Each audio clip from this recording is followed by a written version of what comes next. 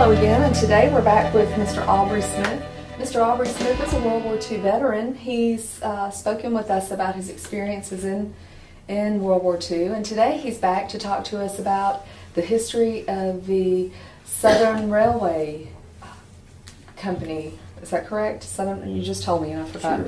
Sure. Yeah. And he is going to share with us, you know, the history of it, because during his lifetime, from the time he started to work there until he retired, there were several changes that have taken place, and so we're going to let Mr. Smith share that with us today.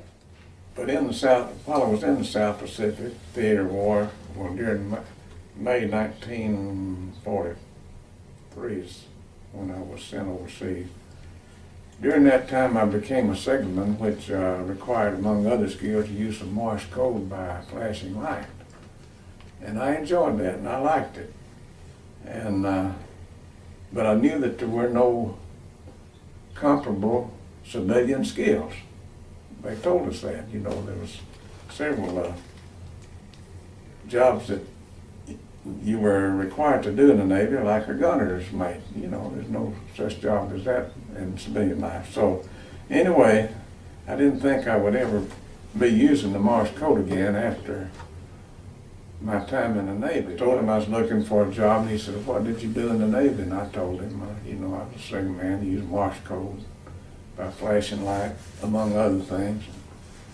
He told me, "Well, the railroad has telegraph operators. Maybe that'd be something you could do." I said, "What's a telegraph operator?" You know, I didn't know. But my main job, after about a year, I guess, no, it was a year and a half, well, I had a regular job as relief man at Sheffield and Iuka. They had 3 shifts at each place. And that was with the telegraph? Yeah, telegraph and train orders. So you had to, train orders though, there was, like I said a few minutes ago, the train dispatcher was located in Sheffield.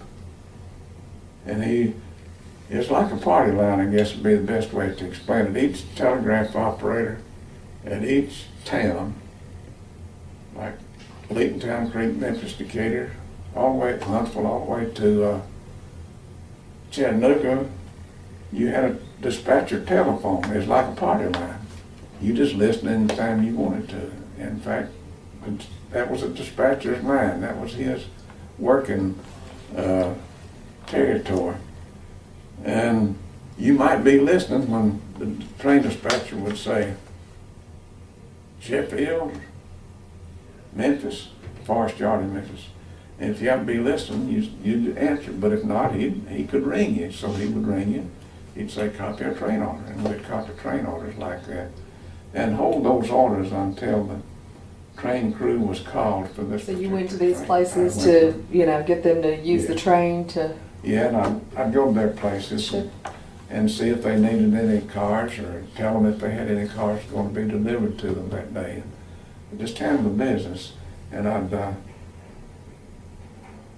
they would tell me if they were going to have anything to ship that day, you see. And if they did, well, they would prepare a bill, and then I would sign it, tear out a copy, and take it to the office, and we'd make a way bill for it. So, you know, just handling the records on the extra board, and for many years, that's where you travel to your jobs, by train. Mr. Thompson, the chief dispatcher, would give you permission to ride the train. He'd write you a little note, and they would accept that on the train. And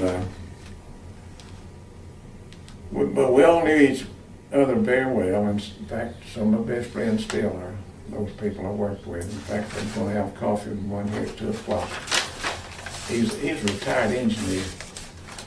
He was a road engineer. And when he went to work in 1938 or 40, well, he fired steam engines. And up until 1947, that's all he did. Of course, later on, firemen were promoted to engineers, and later on he was promoted. But the Southern Railway is still in operation today? Well, no. It's now the Norfolk Southern. No. Norfolk Southern. When did it change over?